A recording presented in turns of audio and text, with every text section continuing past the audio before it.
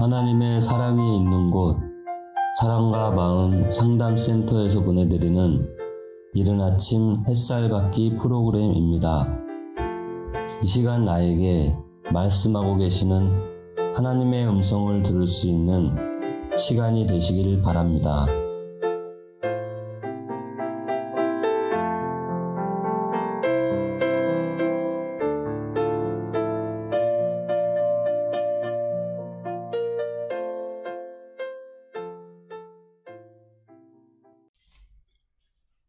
이른 아침 햇살 받기 시간입니다. 주기도문, 제자들이 주님께 어떻게 기도하는지 가르쳐달라고 했을 때 가르쳐주신 기도죠. 어찌 보면 기도문입니다. 그래서 우리는 그 기도문의 뜻이 무슨 뜻인지를 한번 살펴보고 있습니다. 질문을 던지면서 그 질문에 대한 답을 지금 해나가고 있습니다. 7번째 질문까지 했고요. 이제 8번째 할 차례입니다. 어떤 저는 의문이 들었냐면, 주님은 오늘 우리에게 일용할 양식을 주셨고 라고 참으로 비참한 기독교인의 삶처럼 오늘 먹거리를 공급해달라고 하나님께 기도하라고 하셨습니다.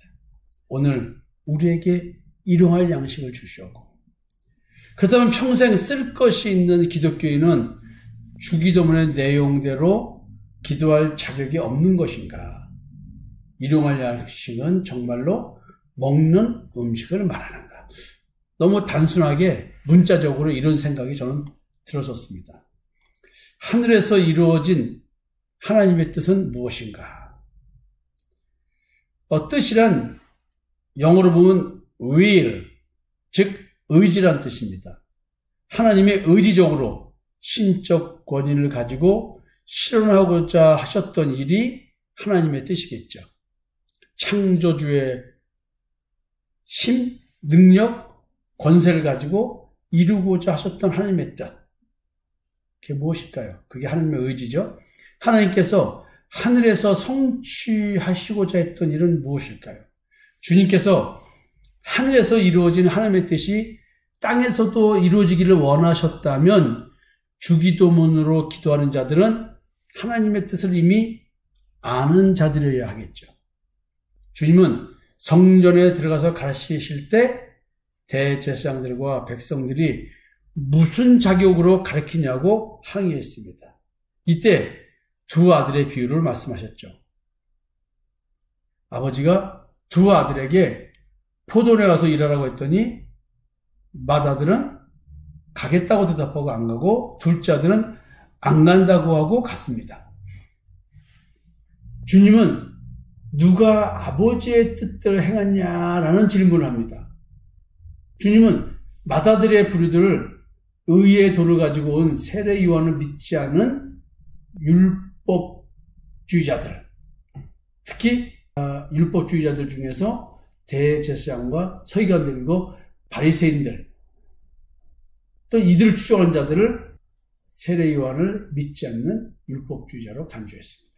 그리고 세리와 창녀는 그 시대에 율법적으로는 버림받은 죄인들입니다.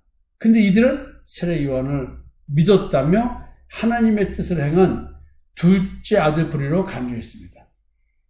주님은 하나님의 나라에 먼저 들어가는 자를 둘째 아들 부류라고 하셨습니다. 결국 하나님의 뜻을 실행하는 사람은 죄인이라고 스스로 인정한 사람들로서 의의 도를 믿는 자들이었습니다. 이게 마태복음 21장 23절에서 32절의 말씀입니다. 예수 그리스도의 십자가의 대속의 은총을 믿는 자들, 이들이 하늘나라에 들어간 자들입니다. 주님은 하나님의 뜻을 이루기 위하여 오셨습니다. 요한복음 6장 38절에 보면 내가 하늘에서 내려온 것은 내 뜻을 행하려 함이 아니요 나를 보내신 이의 뜻을 행하려 함이라. 하나님의 뜻, 하나님께서 실현시키고자 하는 하나님의 의지, 뭘까요? 따라서 예수를 믿는 자들은 당연히 하나님께서 기뻐하시며 선하고 온전하게 여기시는 것이 무엇인지 분별하여 그 뜻을 따라야 합니다. 로마서 12장 2절에 너희는 이 세대를 본받지 말고 오직 마음을 새롭게 함으로 변화를 받아 하나님의 선하시고 기뻐하시고 온전하신 뜻이 무엇인지 분별하도록 하라. 그러니까 이 세대를 본받지 말라는 얘기는 이 세대들은 마음이 새롭게 된 자들이 아니라는 얘기죠.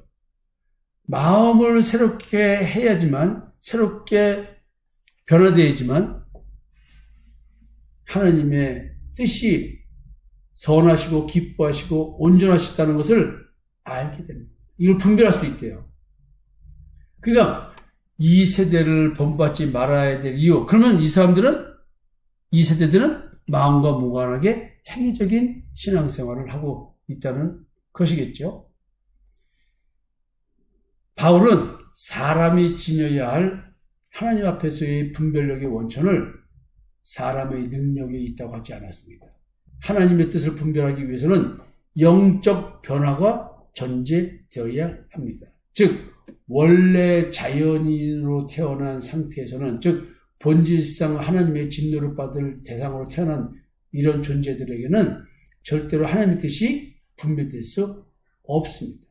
반드시 마음이 새롭게 변화된 자만이 하나님의 뜻을 분별할 수 있습니다. 마음의 변화는 자신의 마음이 상한 마음 상태인 줄 아는 겁니다. 상한 심령. 하나님이 구하시는 제사는 상한 심령이라고 그러죠. 마음의 변화는 바로 이와 같이 자기 마음 상태를 아는 건데, 죄가 지배하는 자신의 마음을 보고 십자가로 나아가서 옛사람을 죽이는 것이 마음이 변한 것을 의미합니다. 육치 않게 정과 욕심을 십자가에 못 박으러 나가는 것, 이것이 마음이 변합니다. 즉 자신이 죄인임을 깨달아, 즉 죄에 지배받는 존재임을 깨달아 주님의 십자가의 대속의 은총을 믿어 마음이 변화된 자에게 하나님의 뜻이 분별되는 능력을 갖추게 됩니다. 요한복음 2장 17절에요. 사람이 하나님의 뜻을 행하려면 이 교훈이 하나님께로부터 왔는지 내가 스스로 말함인지 알리라. 그러니까 하나님의 뜻을 행하는 자는 반드시 내가 전하고 가르치는 것이 하나님께로부터 왔는지 확인하고 분별되어야만 된다는 거예요. 이게 참 어려운 이야기다. 이 부분은 매우 어려운 이야기입니다. 여러분들은 반드시 근데 이것을 분별해야 됩니다. 하나님은 자신의 뜻을 실행할 수 있게 하기 위하여 구원의 선택을 하시고 믿음으로 의롭다 하심을 주어 인간 창조 목적대로의 삶을 살 수 있게 하십니다. 그 삶이 바로 뭐냐면 하나님의 뜻을 이루며 사는 삶입니다. 하늘에서 이루어진 하나님의 뜻은 창조 당시부터 존재하였던 뜻입니다. 사람을 창조하시고 에덴 동산에 있는 예수 그리스도를 믿는 믿음 안의 삶만을 살도록 조치하셨습니다. 창조부터 이미 사람은 영생의 구원과 죄 용서함이 존재하는 구원이 이루어진 존재였습니다.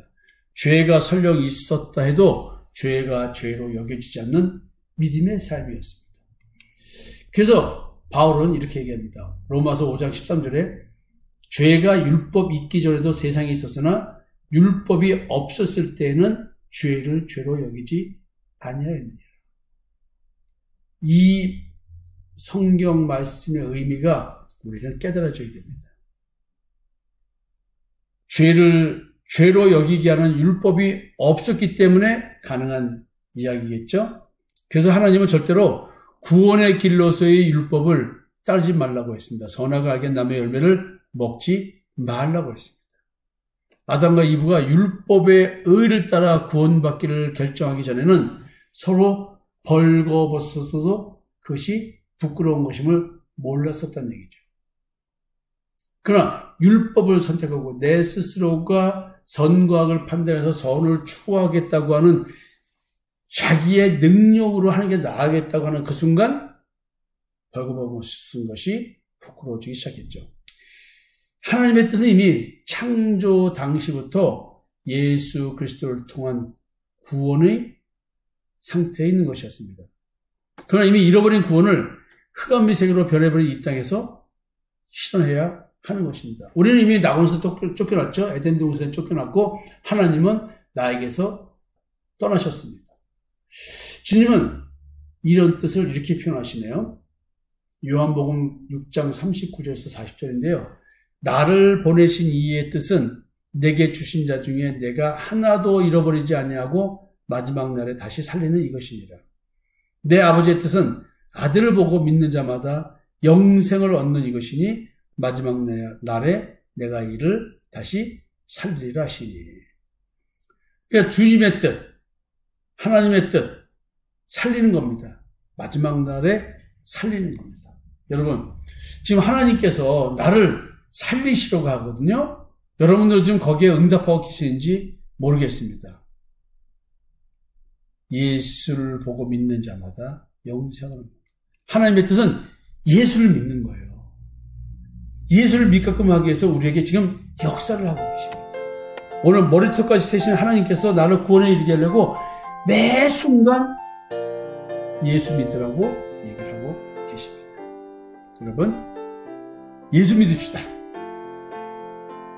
내일 뵙겠습니다.